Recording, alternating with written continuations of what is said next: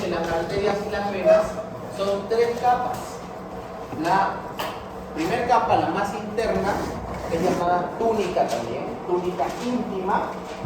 La media, llamada túnica media. Y la más externa se llama túnica adventicia. Entonces, vamos a ver qué compone cada una de estas túnicas. La composición entre arterias y venas van a ver ustedes que va a variar, pero normalmente todas tienen estas tres capas. Por eso es importante aprender. La túnica íntima. Esta es la que está en la parte más interna. Por lo tanto, va a tener un revestimiento. ¿Cómo se llama ese revestimiento? ¿Cómo? Endotelio. Perfecto. Entonces, como primer capa, la túnica íntima va a tener una capa simple de células epiteliales planas. ¿Ese epitelio dónde va a estar adosado? A una lámina basal. Gracias. Y debajo de esa lámina basal, tejido subendotelial, tejido conectivo laxo. ¿Ya? Entonces, vamos a ver también que hay una capa que se llama la capa o túnica media. Esa túnica media es una capa organizada en estratos circunferenciales de células musculares lisas. Entonces, la túnica media se caracteriza por tener en su gran mayoría células musculares lisas. ¿Qué más vamos a tener aquí? Elastina, fibras reticulares y proteoglucanos. En la túnica adventicia, ¿qué voy a encontrar? La túnica adventicia es la más externa, ¿verdad? Esta túnica adventicia está formada principalmente por colágeno, que está distribuido en fibras longitudinales, además de fibras elásticas. Y una particularidad de esta túnica adventicia es de que tiene vasos y tiene nervios. ¿Cómo se llama esa composición de vasos? Se llama vasavasorium. Y la composición de nervios se llama nervivasorium. ¿Cómo, doctor? ¿Hay vasos sanguíneos en los vasos sanguíneos? Sí.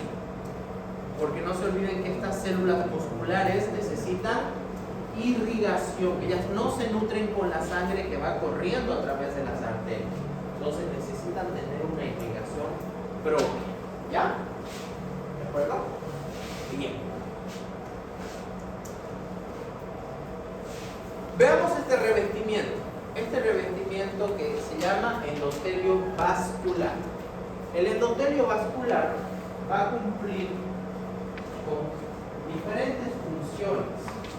Vamos a ir repasando cuáles son las funciones. ¿Qué tipo de tejido es el endotelio? Tejido. El tejido epitelial. Perfecto. Ese tejido epitelial, ¿recuerdan cuando vimos el tema de epitelio? Las células epiteliales se conectaban unas con otras a través de uniones. Estas uniones entre este tejido epitelial son las uniones estrechas. Y también tenemos uniones comunicantes. ¿Ya?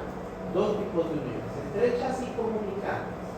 A ver, ¿por qué se unen estrechamente las células endoteliales? ¿Por qué? Va a funcionar como, ¿cuál es una de las principales funciones del epitelio? Barrera.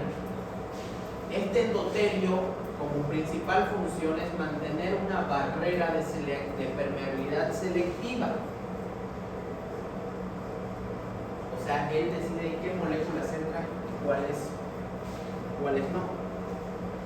Vamos a ver que también este endotelio tiene una capacidad de producir anticoagulantes como la trombomodulina y también antitrombóticos como la prostaciclina y el activador tisular de plasminógeno, que lo que hacen es actuar como una barrera antitrombótica, es decir, que me ayuda a la no formación de coágulos.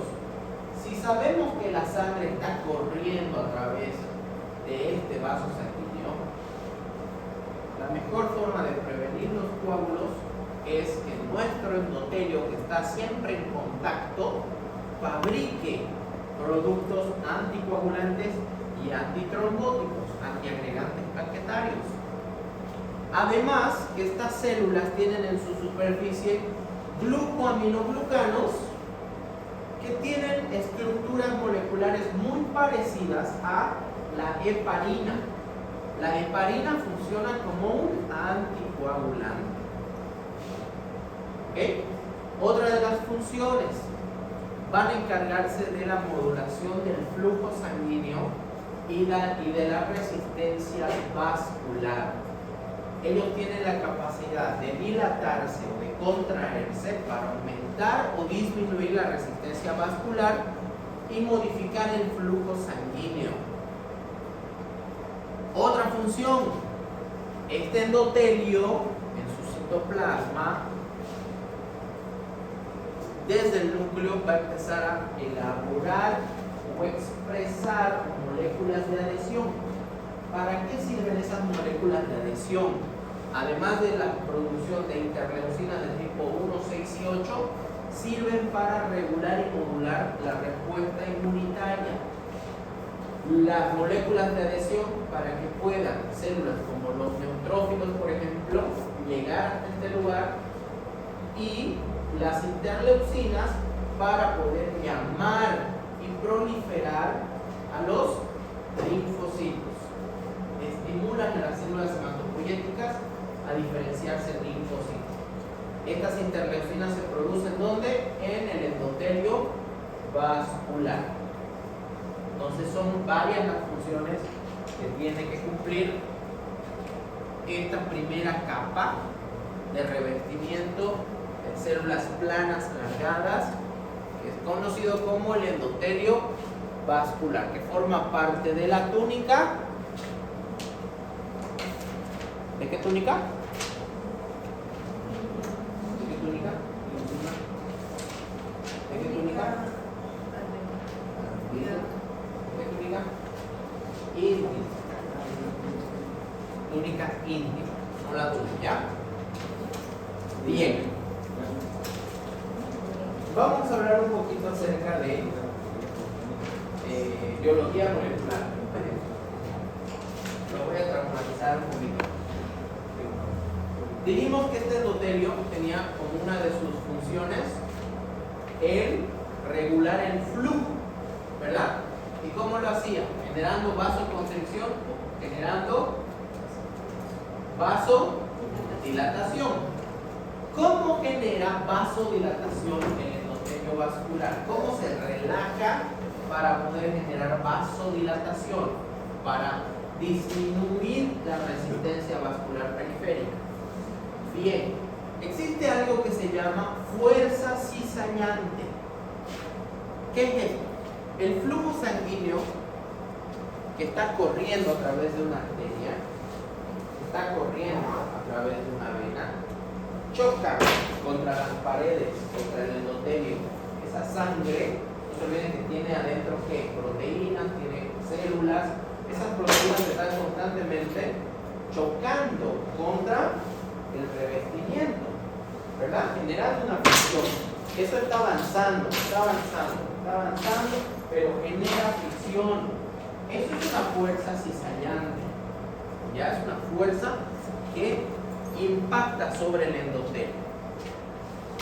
Miren acá, en su imagen, los glóbulos rojos impactan sobre la pared endotelial y a eso pues, se considera como una fuerza cizallante, ya en su movimiento normal.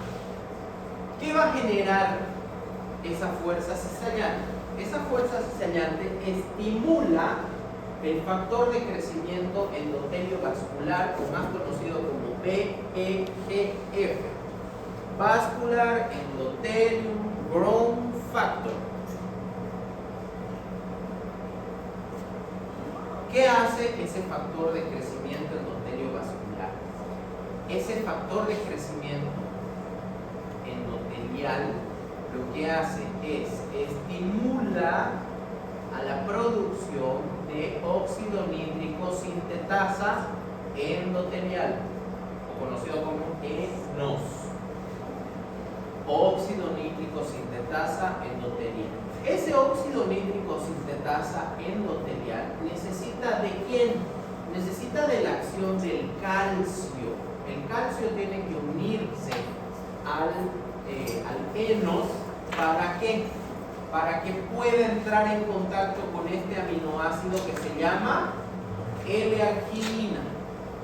La L-arginina es un aminoácido esencial que vamos a encontrarlo ¿dónde? En el citoplasma de la célula endotelial. Una vez el ENOS entre en contacto con la L-arginina, va a haber un proceso de oxidación con oxígeno y se va a producir óxido nítrico, NO, óxido nítrico. ¿Qué va a pasar con ese óxido nítrico? ¿Dónde está aquí? Aquí está el óxido nítrico, ubíquenlo. ¿En qué lugar está el óxido nítrico? Está dentro de la célula endotelial. ¿Qué tiene que hacer él? Tiene que atravesar la capa subendotelial e ingresar ¿a dónde? ¿Qué será esto? ¿Qué es? Músculo liso, a las células musculares. Este óxido nítrico ingresa a la célula muscular y entra en contacto con una proteína enzimática que se llama guanilato ciclasa. Ese guanilato ciclasa lo que hace es estimula la producción, el aumento de monofosfato de guanosina cíclica. Aquí está. Monofosfato de guanosina cíclica, o por sus siglas C de cíclico, G de guanosina, M de mono y P de fosfato. ¿Ya? Este monofosfato, son en inglés las siglas. Este monofosfato de guanosina cíclico entra en contacto con una proteínasa tipo G, que es un segundo mensajero, y envía ese mensaje. Aquí está faltando, por ejemplo, la vía del inositol trifosfato con calcio, pero ya sea mucho para ustedes. Y eso genera de que el calcio deje de actuar sobre la célula muscular, por lo tanto haya relajación. Si hay relajación, ¿qué va a pasar? ¿Qué va a hacer el vaso? Se va a dilatar, entonces genera vasodilatación.